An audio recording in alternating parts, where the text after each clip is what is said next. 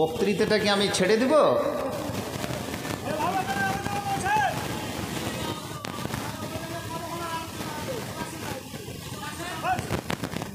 না না, আপনারা বসুন। এরকম না, এরকম না, এটা হাদিস কোরআনের কথা আলোচনা করছে, কিছু আদান প্রদান একটু বাইরে গিয়ে করেন না, স্টেজটা ছেড়ে দেবে।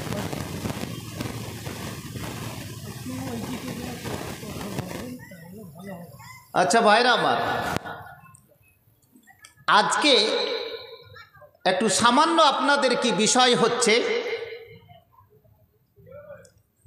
যদি পরিবার থাকে তাহলে ইসলাম থাকে, আর পরিবার যদি না থাকে তাহলে ইসলাম থাকে না। বিষয়টা হচ্ছে এটা, পরিবার একটা ইসলামকে বাস্তবায়িত করতে গেলে প্রথম অবস্থায় হাত দিতে হবে কি পরিবারের উপরে। পরিবার যদি ভেঙে ভেঙে টুকরো টুকরো হয়ে যায়, ইসলামের ধৈর্যী ব্যাকবোন সেখানে করে শিরদাঁড়া টুকরো টুকরো হয়ে যায়। এটা হচ্ছে পয়েন্ট। এই শিরোনামাটাকে মনে রাখবেন বক্তৃতার শেষে, যে সেখানে করে বুখারীর তরজামাতুল বাব অনুসারে কিন্তু মিলে যাবে বিষয়টা। কেন পরিবারের সাথে ইসলামের কি সম্পর্ক হলো প্রশ্ন হতে পারে। পরিবার কি জিনিস? বিষয়টা হচ্ছে, আজকে যে সমস্ত কি পরিবারগুলোকে ধ্বংস করে দেওয়া হয়েছে, সেই পরিবারের ধ্বংস হয়ে যাওয়ার কারণের জন্য ইসলাম কিন্তু ধ্বংস হয়ে গেছে। প্রিয় ভাইরা, কেমন?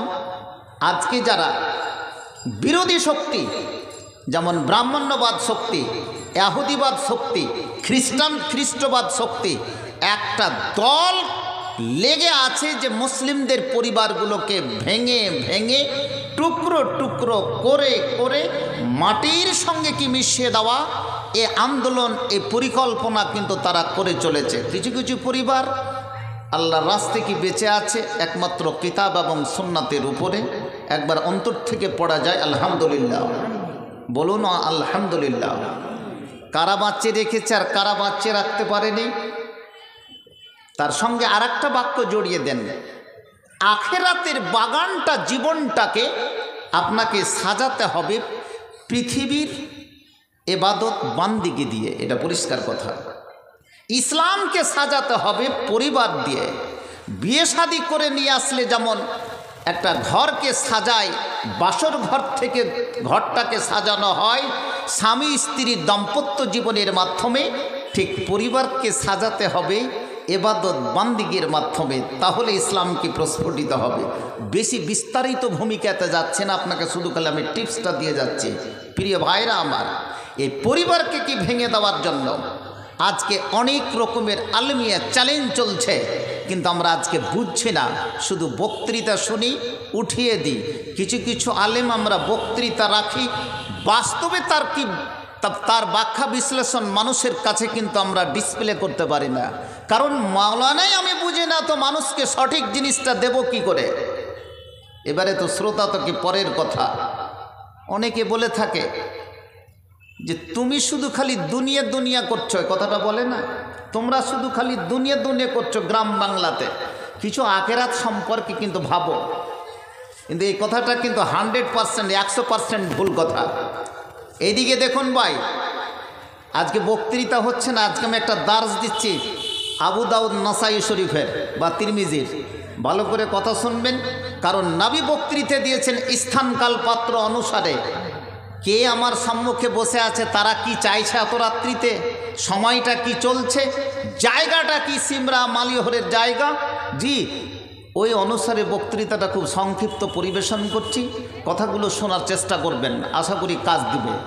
যারা দাঁড়িয়ে আছেন বসে যান, বেশি লম্বা আপনাদেরকে সময় নেব না, কারণ আমার আলোচনাটা আমি চেয়েছিলাম 9টা থেকে 10:30 পর্যন্ত, কিন্তু কথাটা আপনারা মানেননি, আমার আলোচনাটা লাস্টে নিয়ে গেলেন। তাহলে তো একটু কষ্ট করতে হবে, আমি যেমন কষ্ট করছি। প্রিয় ভাইরা আমার, তো কথাটা হচ্ছে, এই কথাটা মারাত্মক ভুল কি যে তুমি খালি দুনিয়া দুনিয়া করছো, আখেরাত সম্পর্কে কিছু তো ভাবো।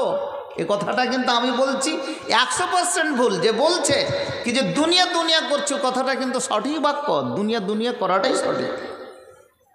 কেমন করে? আমরা যখন দোয়া করছি, এক যুগে ইমামেরা দোয়া করতো, কার পিছনে সবাই আমরা আমিন আমিন করতাম না? কথা বলতে হবে। কি দোয়া পড়ছি? রব্বানা আতেনা ফিদ দুনিয়া। আমি কিন্তু গজাল পড়েছি সেই অনুসারে, রব্বানা আতেনা ফিদ দুনিয়া, হে আল্লাহ আমাকে দাও দুনিয়াতে।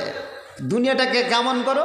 হাসানা তাও, একবারে সুন্দরভাবে সাজিয়ে দাও। বলুন আলহামদুলিল্লাহ। তারপরে কথাটা আসছে, তার বিপরীতে শব্দটা আছে অফিল আখেরা, এবং আখেরাত কো হাসানাতান, তুমি সৌন্দর্য নেকি দিয়ে তুমি পরিপূর্ণ করে দাও। বোঝা গেল না? তাহলে দুনিয়াকে সাজাতে হবে, তারপরে আখেরাত হবে।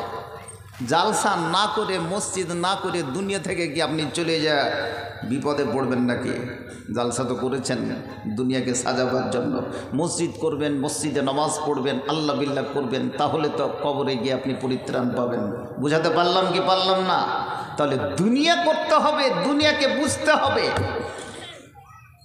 মধ্যখানে একটা কথা বলে দিই, ইসলাম কি বলেছে কি যে তুমি খালি গরিব হয়ে থাকো? মৌলভী সাহেবের আওয়াজ করবে 20,000 টাকা করে নিয়ে যাবে, ওরও তো বাস্তবতা, সংসার আছে, জীবন করছে। ইসলামের দারিদ্রতার কোনো ছাপই নাই। আমরা এই ডিসপ্লে দিতেই পারিনি আপনাকে পরিষ্কার কি বুঝাতে পারিনি? হজরতে আলী বলছেন, যদি দারিদ্রতাটা, ফাকিরিটা যদি মানুষ হতো তা আমি কাতাল করে দিতাম। নারে তাকবীর। কি বলছেন হজরত আলী? চতুর্থ খলিফা, নবীর প্রিয়ত জামাই, প্রিয়ত কি চাচাতো ভাই, তিনি রওয়ায়াত বর্ণনা করছেন, দারিদ্রতাটা, ফাকিরিটা, যে গুরবাতটা যদি কোনো মানুষ হতো, তাহলে আমি একে তরবারি দিয়ে দ্বিখণ্ডিত করে দিতাম, কাতাল করে দিতাম। কারণ দারিদ্রতা মানুষকে কোথায় নিয়ে যায়? কুফুরের দিকে নিয়ে যায়। আজকে ফিলিস্তিন, গাজার ছোট ছোট ছেলে মেয়েরা খেতে পাচ্ছে না, সেটা কি পয়সার অভাবে? তো কোথায় চলে যাচ্ছে? নিজের ইমানকে কি বিক্রি করে দিচ্ছে, তাই না? দারিদ্রতা। ইসলামে আপনাকে পয়সা উপার্জন করতে বলেছে, তবে উইথ মোরালিটি, আন্তরিকতার সঙ্গে, ইনসাফের সঙ্গে। আপনাকে আমি বুঝাতে পারছি না, কারণ আপনাকে শুধু টিপস দিচ্ছি। হজ করতে গেলে টাকা লাগবে না বিনা টাকাতে হজ হয়ে যাবে? বলুন কথা। আপনাদের কোনো অসুবিধা হচ্ছে তো? কথা কেন হচ্ছে? চুপি চুপি কথা বলেন না তো আমাকে নামিয়ে দিন।